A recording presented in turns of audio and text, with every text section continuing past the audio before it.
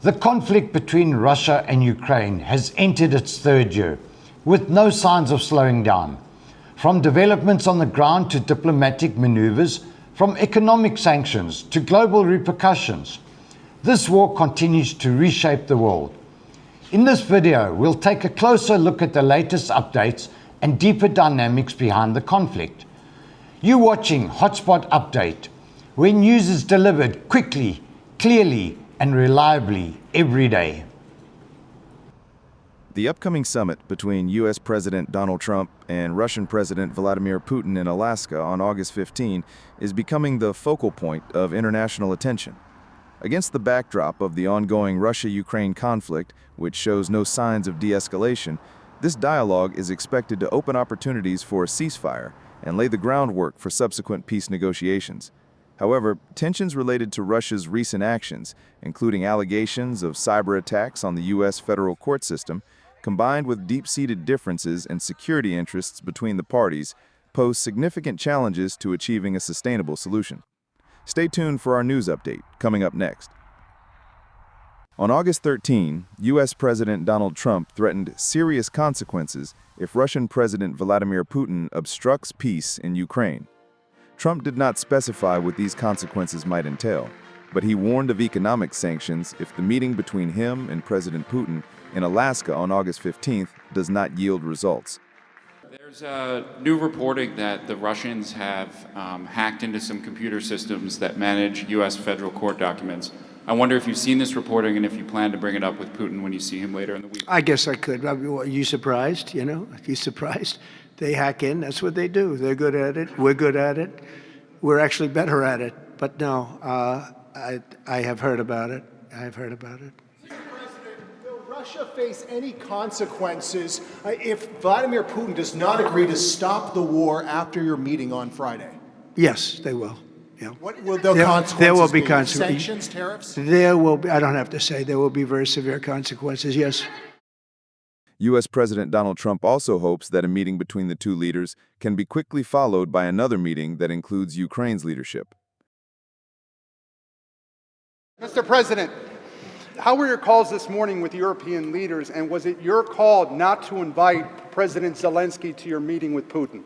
No, just the opposite. No. We had a very good call. He was on the call. President Zelensky was on the call. I would rate it a 10, very, very friendly. But we have a real problem there. They're way over budget. No, it was always going to be I was going to meet with President Putin, and then after that I'm going to call the leaders and President Zelensky. I'm going to call President Zelensky, and then I'll call probably in that order the leaders. There's a very good chance that we're going to have a second meeting, which will be more productive than the first, because the first is I'm going to find out where we are and what we're doing. Again, this is Biden's war. This isn't my war. He got us into this thing. And it should have never happened. This war would have never happened if I were president. But it is what it is, and I'm here to fix it. And I'm here to stop 6,000, 7,000 people last week. 7,213 people last week were killed, mostly soldiers. But missiles being lobbed into towns don't exactly help either. But mostly soldiers. And Ukrainian and Russian. They're not American soldiers, but if we can save a lot of lives, it would be a great thing. I've stopped 5 wars in the last 6 months, and on top of that, we wiped out the nuclear capability of Iran, obliterated it. It's turned out to be a correct word, by the way, because some of the press said, well, maybe it wasn't obliteration. It was obliteration, and we're going to meet with. I would say the second meeting, if the first one goes okay, we'll have a quick second one. I would like to do it almost immediately, and we'll have a quick second meeting between President Putin and President Zelensky and myself, if they'd like to have me there. And that would be a meeting where maybe it could be absolutely work. But the first meeting will not work that out. Certain great things can be gained in the first. It's going to be a very important meeting, but it's setting the table for the second meeting. I think the second meeting, if the second meeting takes place, now there may be no second meeting, because if I feel that it's not appropriate to have it because I didn't get the answers that we have to have, then we're not going to have a second meeting. Next week, Mr. President. Thank you, sir. Thank you, sir. European leaders, including Ukrainian President Volodymyr Zelensky, held a call with Trump to influence his meeting with Russian President Vladimir Putin in Alaska. German Chancellor Friedrich Merz stated that European leaders presented conditions for a ceasefire in Ukraine to safeguard their security interests. U.S. President Donald Trump praised the European leaders in a social media post ahead of a scheduled virtual meeting with them and President Zelensky, stating that they want to see a deal done. Following the virtual meeting, the German Chancellor stated that the discussions with Trump clarified that Kyiv is willing to negotiate on territorial issues, but firmly rejects any legal recognition of Russia's annexations.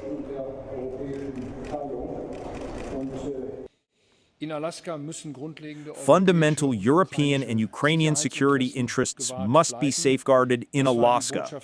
That was the message we Europeans conveyed to U.S. President Trump today, and I can say that we were in broad agreement, both on the assessment of the current situation and on the achievable goal for next Friday.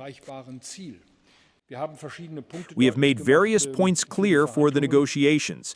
We have made it clear that Ukraine must be at the table as soon as follow-up meetings take place.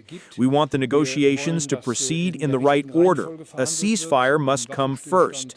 Essential elements should then be agreed upon in a framework agreement. Finally, thirdly, Ukraine is prepared to negotiate on territorial issues. However, the so-called contact line must be the starting point. Legal recognition of Russian occupations is not up for debate. The principle that borders must not be changed by force must continue to apply. President Zelensky stated that he warned Trump that Russian President Vladimir Putin is manipulating regarding intentions to end the conflict. He also expressed hope that the Trump-Putin meeting would focus on a ceasefire. I told the U.S. President Donald Trump and all our European colleagues that Putin is bluffing. He is trying to put pressure before the meeting in Alaska along all part of the Ukrainian front. Russia is trying to show that it can occupy all of Ukraine. Of course, this is their desire. We talked about the meeting in Alaska. We hope that the central topic of the meeting will be a ceasefire, an immediate ceasefire. The U.S. president has repeatedly said this. He suggested to me that after the meeting in Alaska, we will have contact, and we will discuss all the results, if there are any, and we will determine the next mutual steps. British Prime Minister Keir Starmer stated that the group of countries in the coalition of the willing is prepared to deploy military plans to support Ukraine in the event a ceasefire is established in the war with Russia. Firstly, and obviously, there can be no negotiations about Ukraine without Ukraine. And that's been a long-standing principle of this group. And I know Volodymyr is on the call and will be absolutely clear in relation to that. And along with that, that international borders cannot be and must not be changed by force. And again, that's a long-standing principle of this group. And alongside that, that any talk about borders, diplomacy, ceasefire has to sit alongside a robust and credible security guarantee to ensure that any peace, if there is peace, is lasting peace, and that Ukraine can defend its territorial integrity as part of any deal. And that's why this group was set up. That's why it's important we've all made the commitments that we have. Previously, U.S. Vice President J.D. Vance, while addressing American soldiers at a military base in the U.K., stated that President Trump had told him that his mission is to bring peace to Europe once again. The President of the United States came in 6 months ago, and I just talked to him right before I came on the stage, and he said very simply that we are going to make it our mission as an administration to bring peace to Europe once again. NBC News, citing sources, reports that the U.S. is considering inviting Zelensky to join the leaders of the U.S. and Russia in Alaska. Trump's side has not yet commented, while Russia and Ukraine have also not responded. In the diplomatic context, the conflict situation remains complex. Fighting continues along the over 1,000-kilometer front line in eastern and southern Ukraine. According to observers, Russian forces are advancing slowly and have not achieved significant breakthroughs, while Ukraine maintains its stance on defending its territory. The meeting between Trump and Putin in Alaska is being closely followed by the international community, amid expectations from all sides for a lasting peace solution, though significant differences remain regarding the methods and conditions to achieve this goal. We will continue to update you with the latest international news. Thank you for your attention and for following along. Don't forget to like, subscribe to our channel, and turn on notifications to stay updated with our upcoming videos.